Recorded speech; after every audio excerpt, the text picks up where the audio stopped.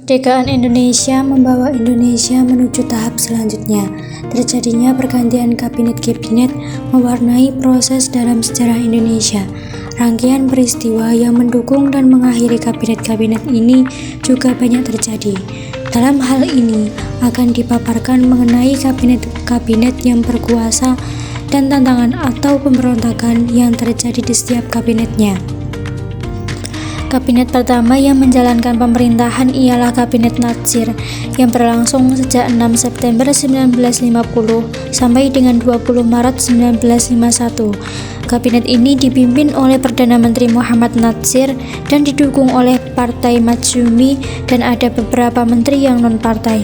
Pada awalnya, kabinet ini merupakan kabinet koalisi, akan tetapi PNI sebagai partai terbesar kedua tidak diberikan kedudukan yang sesuai.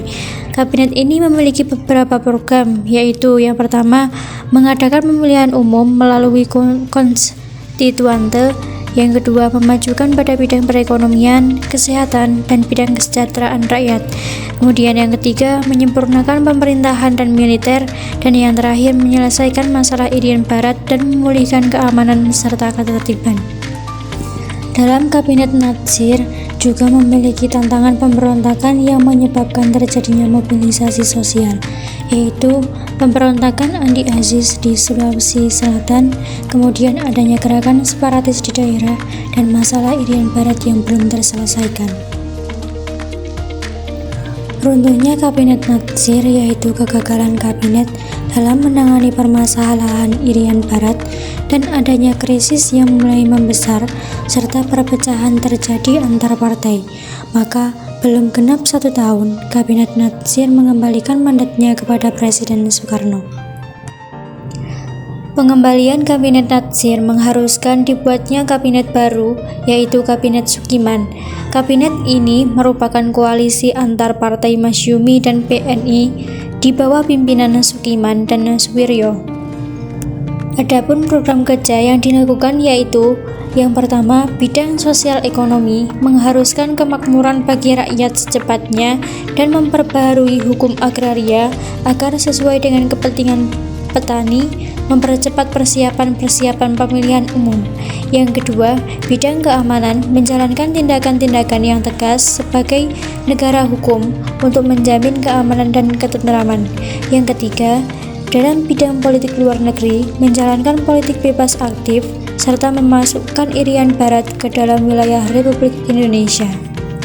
Dalam Kabinet Sukiman ini mengalami tantangan pemberontakan yang menyebabkan mobilisasi sosial dan keruntuhan kabinet ini.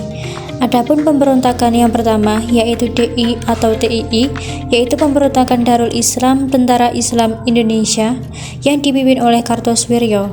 Yang kedua yaitu kritik dari partai koalisi, adanya tekanan dari koalisi Masyumi dan PNI karena ketidakpuasan terhadap program-program yang dijalankan.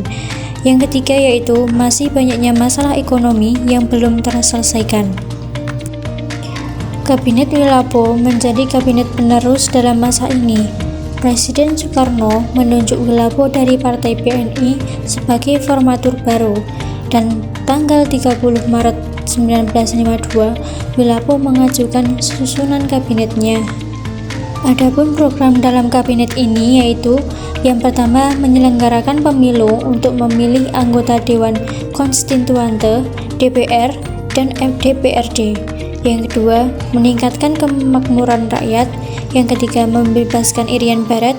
Dan yang keempat, menjalankan politik luar negeri bebas aktif.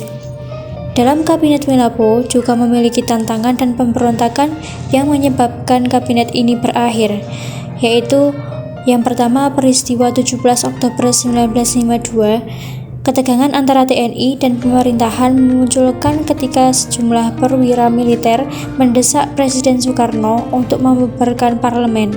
Yang kedua, peristiwa Tanjung Muara tahun 1953 dan adanya rapuhnya kabinet.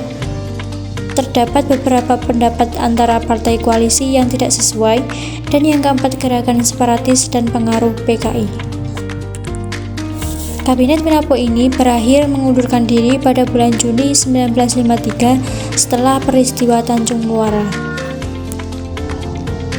Kabinet yang keempat, yaitu Kabinet Ali Satromijoyo I, terbentuk pada tanggal 1 Agustus 1953 dengan Perdana Menteri yaitu Ali Satromijoyo dan Wakil Perdana Menteri Wongsonegoro. Di dalam kabinet ini, Masyumi tidak turut serta, akan tetapi Nahdlatul Ulama atau NU duduk di dalamnya.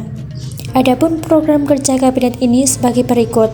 Yang pertama, program dalam negeri yang mencakup soal keamanan, pemilihan umum, kemakmuran dan keuangan, serta dalam keorganisasi negara, pembaharuan dan perundang-undangan ditanggung oleh kabinet.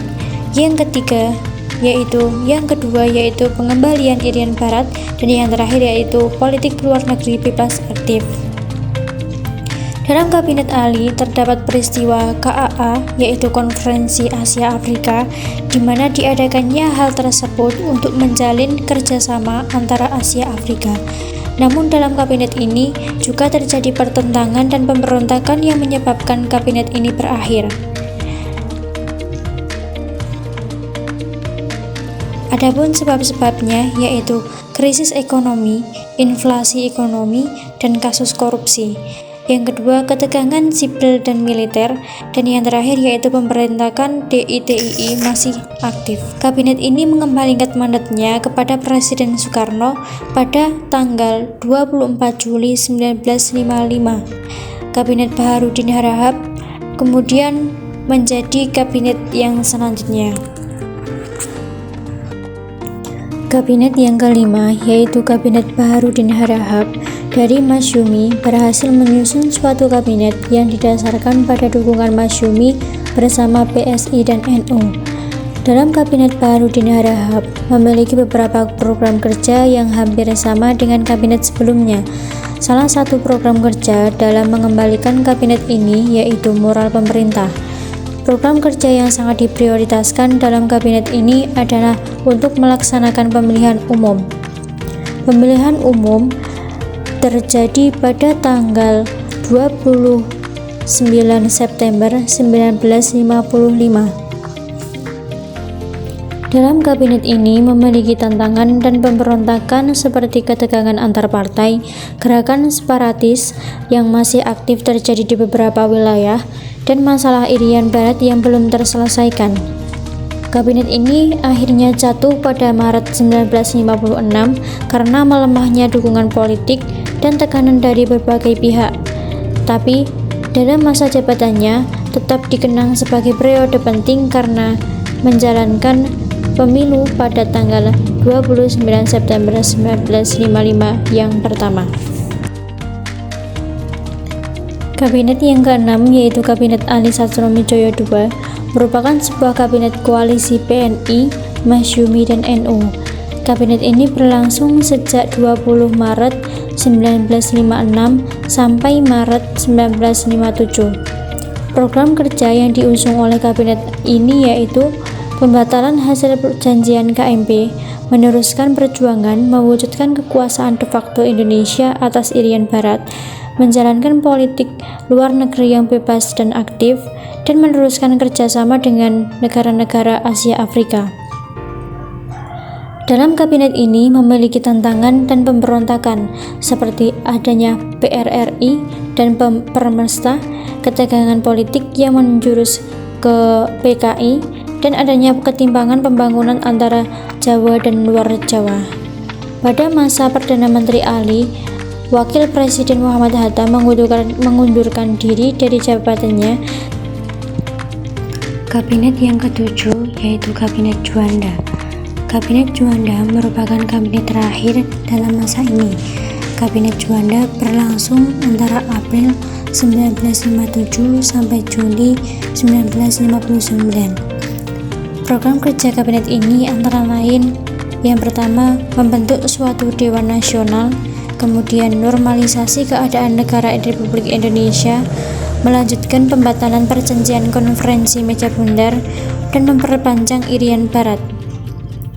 Tantangan dan pemberontakan yang terjadi pada masa ini yaitu masih aktifnya pemberontakan PRRI dan Permesta, tragedi Cikini pada tahun 1957, Kemudian adanya krisis ekonomi yang belum terselesaikan. Hal ini menandai akhirnya Kabinet Juanda.